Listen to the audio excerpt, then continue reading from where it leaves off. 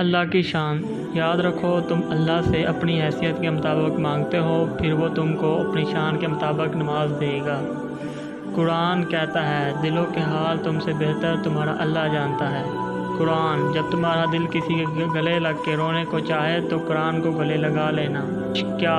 عشق تو وہ تھا کہ عاشق نے اذان نہ دی تو خالق نے صبح نہ کی، صلی اللہ علیہ وآلہ وسلم۔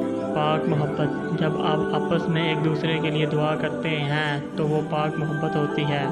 محبت اور عبادت بتائی نہیں جاتی، بس کی جاتی ہے۔ محبت کبھی ختم نہیں ہوتی اور ہمیشہ بڑھتی رہتی ہے، یا تو سکون بن کر یا درد بن کر۔ اللہ فرماتا ہے سب کو چھوڑ کر اندھا اعتبار کر لو مجھ پر، یقین کرو میں اپنے وعدوں کا بڑا سچا ہوں۔ ہم سفر کی اہمیت، ہم سفر خوبصورت نہ بھی ہو، قدر کرنے والا ہونا چاہیے، کیونکہ گھر پیسے اور طاقت سے نہیں، محبت اور اتفاق سے بنتے ہیں۔ اللہ توڑنے والے ہزار بیٹھے ہیں، جوڑنے والا صرف اللہ ہے۔ دل لوگ وہی خوبصورت ہوتے ہیں جن سے بات کرنے سے دل ہلکا اور پرسکون ہو جائے۔ استغفر اللہ دل سے نکلے ہوئے یہ الفاظ ہزاروں گناہوں کو بھی مٹا دیتے ہیں۔ واللہ خیر الرازقین، اور اللہ ہی سب سے بہتر رزق دینے والا ہے۔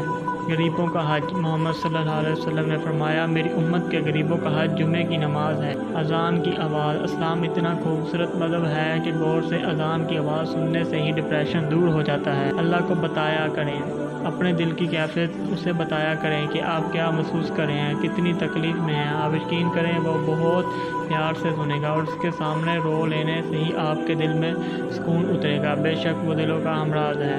حضرت علی رضی اللہ تعالیٰ نے فرمایا محنت کا پھل اور مسئلے کا حل رب دے گا، یہ مت سوچو کب دے گا، جب دے گا بے حساب دے گا۔ باکر شادی، اسلام ہمیں پسند کی شادی کی اجازت دیتا ہے، لیکن اسلام باکر اپنے والدین کی عزت کا جنازہ نکال کر شادی کرنے کی اجازت بالکل نہیں دیتا۔ حضرت علی رضی اللہ تعالیٰ عنہ بہترین رشتہ وہ ہے جو آپ کے عیب جان کر بھی آپ سے تعلق ختم نہ کرے، اور بے شک یہ رشتہ آپ کا اللہ کے علاوہ کسی سے نہیں۔ حضرت علی رضی اللہ تعالیٰ عنہ خوبصورت چہرہ بھی بوڑھا ہو جاتا ہے، پرکشش جسم بھی ایک دن ڈل جاتا ہے، لیکن ایک اچھا انسان ہمیشہ اچھا رہتا ہے۔ حضرت علی رضی اللہ تعالیٰ عنہ دنیا میں صرف ایک محبت ایسی ہے جس کو دیکھ کر اللہ تعالیٰ خوش ہوتا ہے، وہ بیوی کی خامد سے اور خامد کی بیوی سے محبت ہے۔